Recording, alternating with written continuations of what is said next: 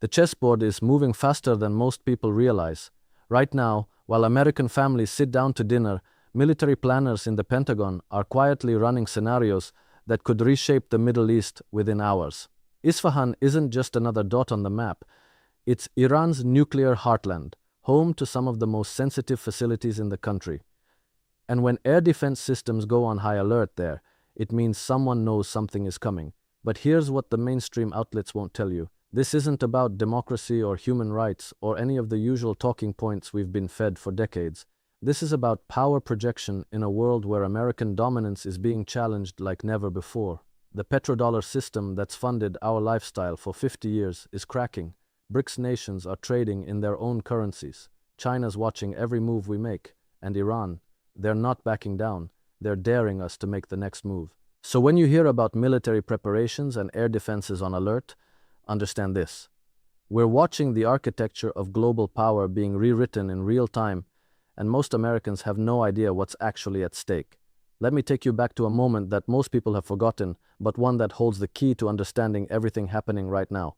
It was 2003, and Colin Powell stood before the United Nations holding up that infamous vial, talking about weapons of mass destruction in Iraq.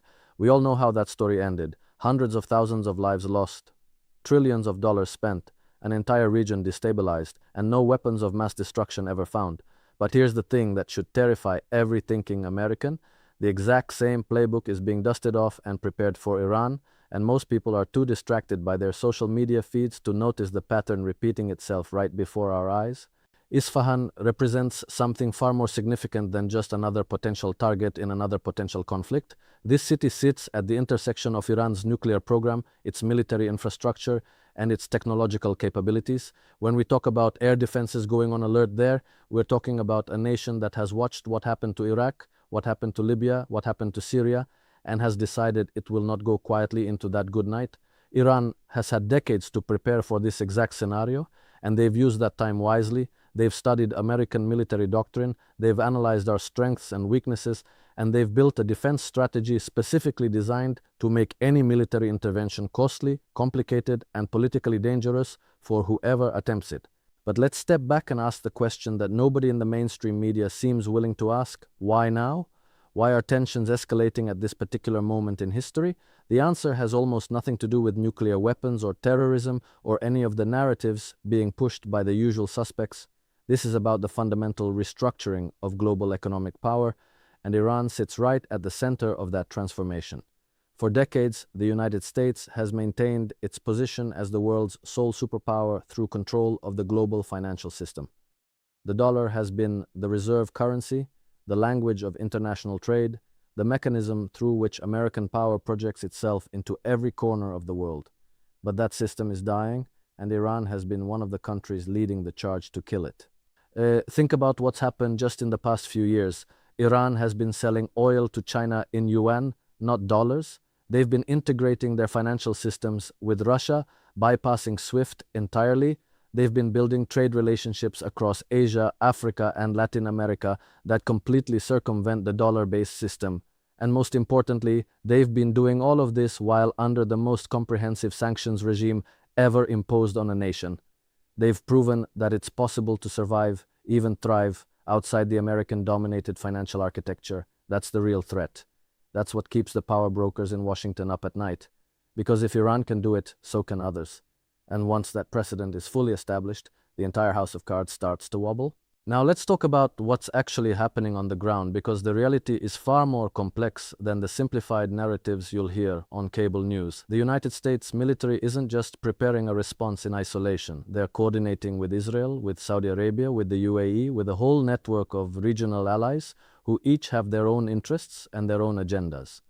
Israel sees Iran as an existential threat and has been pushing for American military action for years.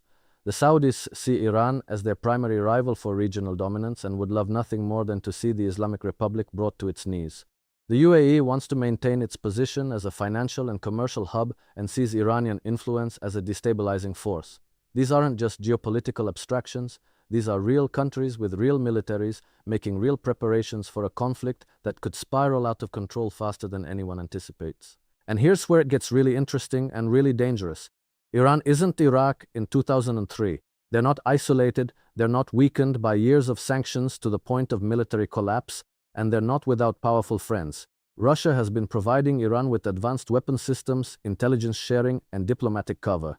China has been investing billions in Iranian infrastructure and has made it clear that they view Iran as a crucial component of their Belt and Road Initiative.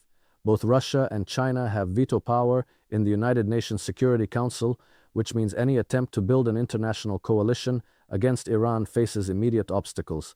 But more than that, both countries have made calculations about American power that are fundamentally different from the calculations they made 20 years ago. In 2003, when the United States invaded Iraq, we were the undisputed hyperpower.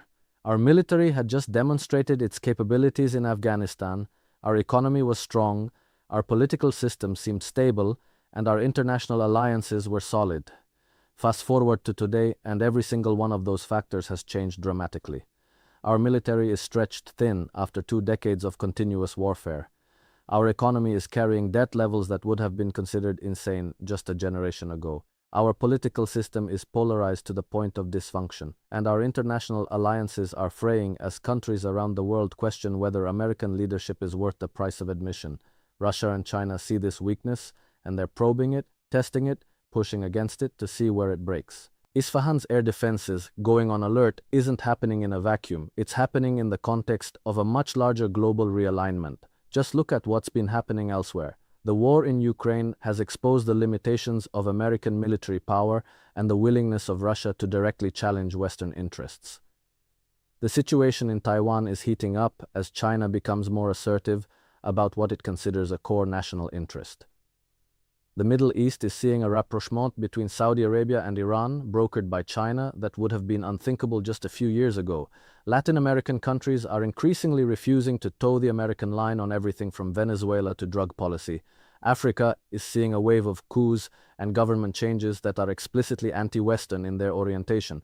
Every single one of these developments represents a crack in the foundation of American global dominance, and Iran knows it. So when the Pentagon starts preparing military responses and Iranian air defenses go on high alert, what we're really seeing is a test of wills between a declining hegemon desperate to maintain its position and a resurgent regional power that believes history is moving in its direction.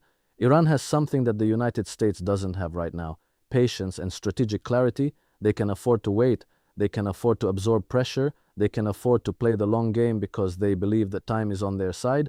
The Americans, on the other hand, are facing a closing window of opportunity. If they're going to act, if they're going to try to reassert dominance in the Middle East and prevent the complete collapse of the petrodollar system, they need to do it soon, before their relative power declines even further.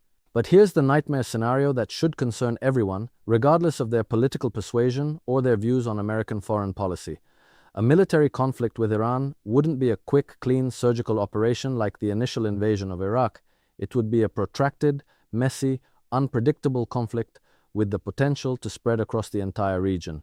Iran has proxy forces in Iraq, in Syria, in Lebanon, in Yemen, in Gaza. They have the capability to shut down the Strait of Hormuz, through which roughly 20% of the world's oil passes. They have ballistic missiles that can reach every American military base in the Middle East and can hit targets in Israel and the Gulf states. They have cyber capabilities that could wreak havoc on critical infrastructure. And most importantly, they have a population of 85 million people who, despite their grievances with their own government, would likely rally around the flag in the face of foreign aggression. The economic consequences alone would be catastrophic. Oil prices would spike immediately, potentially to levels we've never seen before. Global supply chains, already fragile after the disruptions of recent years, would face new shocks. Financial markets would panic, insurance rates for shipping would skyrocket, countries dependent on Middle Eastern energy would face severe economic pressure, and all of this would be happening at a time when the global economy is already teetering on the edge of recession, when inflation is already eating away at people's purchasing power, when political systems around the world are already under immense stress. It's not hyperbole to suggest that a war with Iran could trigger a global economic crisis that makes 2008 look like a minor correction. And yet, despite all of this, despite the obvious risks and the lack of any clear benefit, the machinery of war continues to grind forward. Why? Because the people who make these decisions operate according to a logic that has very little to do with the well-being of ordinary Americans or even basic rationality. They operate according to the logic of empire, the logic of maintaining dominance at all costs, the logic of never admitting defeat or accepting a diminished role on the world stage. They've convinced themselves that American credibility depends on demonstrating strength, that any sign of weakness will embolden adversaries and lead to greater challenges down the road. They've bought into their own propaganda about American exceptionalism and the indispensability of American global leadership. But let's be brutally honest about what American credibility actually looks like right now to the rest of the world. We're the country that spent 20 years in Afghanistan only to watch the Taliban retake control in a matter of weeks. We're the country whose sanctions on Russia have failed to collapse the Russian economy and have instead accelerated the creation of alternative financial systems. We're the country whose efforts to isolate China have resulted in China building stronger relationships with most of the global South. We're the country whose domestic political dysfunction is broadcast globally on a daily basis. Our credibility isn't enhanced by starting another war in the Middle East. Our credibility is damaged every time we make threats we can't follow through on, and every time we start conflicts we can't finish. The people of Isfahan going about their daily lives, working their jobs, raising their families, pursuing their dreams, they're not thinking about American credibility or the petrodollar system or great power competition. They're thinking about the same things people everywhere think about: how to provide for their loved ones, how to build a better future, how to find meaning and purpose in their lives. But their lives are about to become pawns in a game they didn't choose to play, a game whose rules were written by people they'll never meet for purposes that have nothing to do with their actual well-being. And the same is true for American service members who will be asked to risk their lives in this conflict, and for American taxpayers who will be asked to fund it, and for everyone around the world who will suffer the economic and political consequences. This is the insanity of the system we're living under. A small group of decision makers, insulated from the consequences of their choices, operating according to abstractions and strategic frameworks that treat human lives as mere variables in equations, can set in motion events that will ripple across the globe for decades. And they do it with the support of a media establishment that uncritically repeats their talking points, a political class that's too cowardly to ask hard questions, and a public that's too distracted or too exhausted to mount effective resistance. We've seen this movie before, we know how it ends, and yet we seem powerless to stop it from playing out again. But maybe, just maybe, this time will be different. Maybe enough people have learned from Iraq and Libya and Syria. Maybe enough people are willing to ask why we're always on the brink of war with countries that pose no direct threat to American territory or American citizens. Maybe enough people are ready to question why we spend more on our military than the next 10 countries combined while our infrastructure crumbles and our communities struggle. Maybe enough people are tired of being lied to and manipulated and told that war is peace and ignorance is strength. The fact that you're watching this video, the fact that you're seeking out alternative perspectives and trying to understand what's really happening beneath the surface of official narratives, that gives me hope.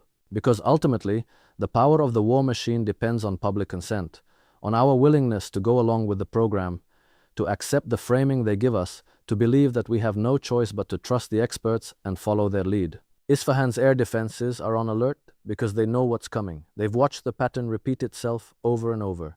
First comes the media campaign, the drumbeat of threat inflation and fear-mongering. Then comes the diplomatic theater, the pretense of trying to solve things peacefully while preparing for war all along. Then comes the incident, real or manufactured, that provides the pretext for military action. And then comes the war itself, sold as necessary and limited and clean, but inevitably becoming protracted and messy and devastating. Iran is preparing because they are not going to be caught off guard. The question is whether the American people are prepared, whether we're ready to see through the lies and demand a different path, whether we're willing to say enough is enough. This moment we're living through, with tensions rising and military forces positioning and air defenses going on alert, this is a fork in the road for American foreign policy and for the world. One path leads to another disastrous war, another $1 trillion wasted, another generation traumatized, another region destabilized, and another nail in the coffin of American credibility and power. The other path leads to a recognition that the era of American global dominance is over, that we need to learn to coexist in a multipolar world, that our security and prosperity depend not on military might but on economic competitiveness, diplomatic engagement, and addressing the real challenges facing our society. Which path we take isn't predetermined. It depends on choices that are being made right now in Washington and Tehran and capitals around the world. And it depends on whether enough of us are paying attention, asking questions, and demanding accountability from the people who claim to act in our name.